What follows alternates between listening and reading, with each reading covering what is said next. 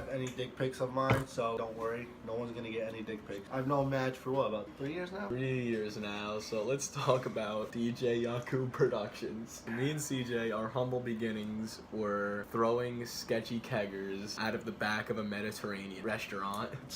When I first met these guys, I started talking about how I used to DJ back home. I'm from Lebanon. And they were like, oh, so you want to DJ a party for us? I DJ'd this party. They had roughly about 300 people. This was in a house that could have fit 300 people. First fraternity house.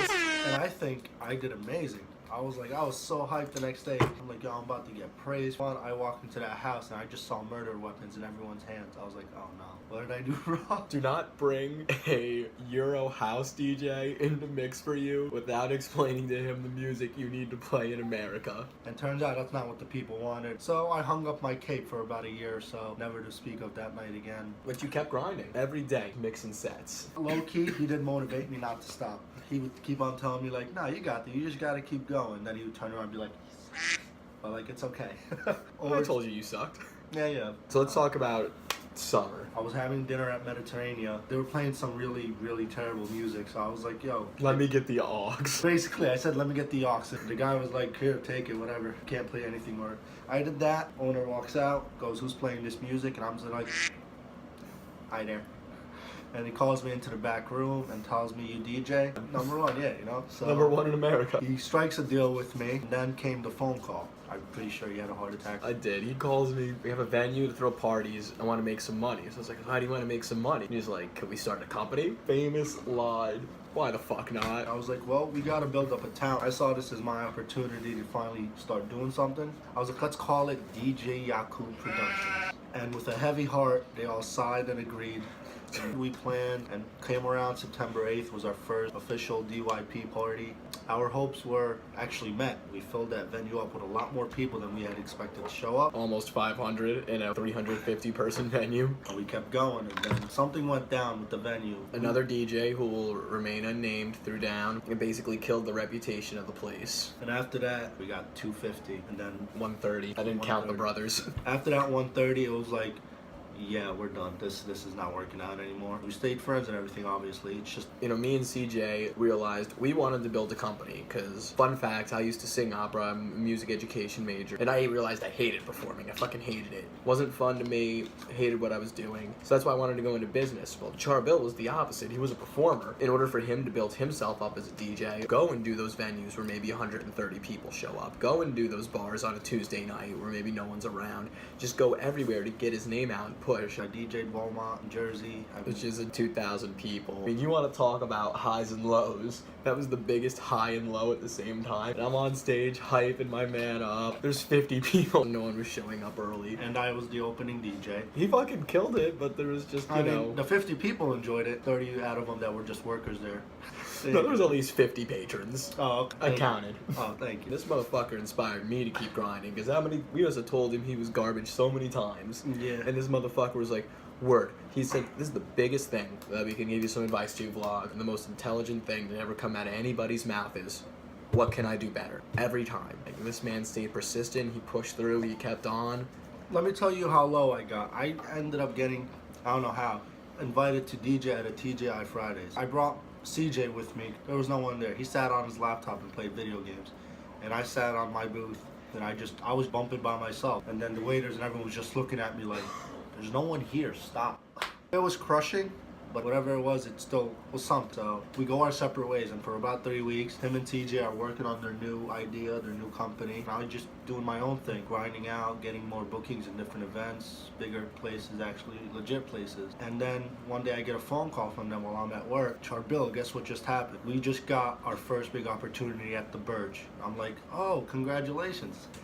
I've been DJing at bigger venues. I've gotten gigs now at this huge club in Jersey called Mr. East. I've managed to do a couple weddings now. Mother's Ale House. We're all making moves. At one point said we were never doing business together again. It was really taking a strain on the friendship, but now the way it works is you gotta stay loyal to the people who push you the most. And you know, me and Charbill might rag on each other 24/7. Doesn't stop. This dude is one of my closest friends, and you know, in the last video, I talked a little bit about my favorite messages from Gary Vee, which is ditch your loser friends. I'm very careful to surround my inner circle with positive people who are grinding. Fuckbag over here is one of the best examples of literally nothing could deter this man. I've seen him in his lowest, most depressed state as an artist. None of it deterred him. He'd be like, you know what, it was the worst set of my life. Well, I'm gonna go practice every fucking time. And that's just, it gets onto the theme here with the startup struggle and really anything in business. Keeping at it, consistency 24/7, Instagram, Facebook pages, DJing everywhere. Even when I got booked over in Europe over the summer, and to think all this started after they told me I was the worst DJ they ever had, and I was demoralized for about a year. I just sat in my little room with my little headphones on. Why didn't they like my music? Matter of fact, I got another chance actually before all this to showcase what I can do and what I've learned for one of their another house party, and they gave me my second chance to show them what I've learned, how much I've improved, and what I can do now. I was prepared. They were all excited for me this time. It was even worse than the first time.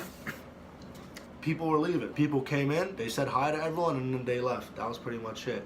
Until he jumped on. I can DJ fraternity parties. Let's be very clear about that. I cannot do this club shit. DJing at a fraternity party is putting on top 100, and when I DJ, we know it is the worst case scenario. Yeah, I was demoralized once again, and I had completely embarrassed myself in front of Greek life, basically, because The Greek Girls Open, they never let me hire you again. yeah, they basically said you're never allowed to hire that guy. I was demoralized again, but you know what I did?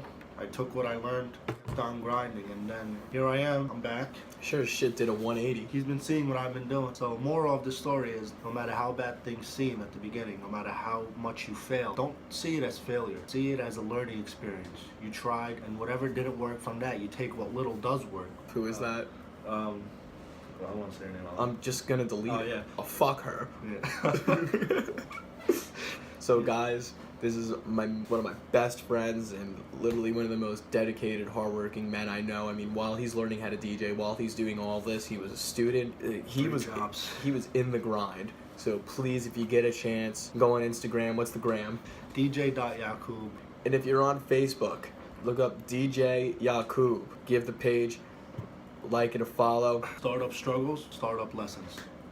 Hey, we're all here in the grind. And the bottom line in this theme I've been going with the last few weeks is just have a good group of friends. Surround yourself with a group of people who are positive, who are real with each other, and who are winners. Don't surround yourself with losers, because you're going to get stuck in that loser mentality. Surround yourself with people who are going to get knocked down again and again and again and again, and they're going to get back up with you, and they're going to keep doing what they have to do to succeed.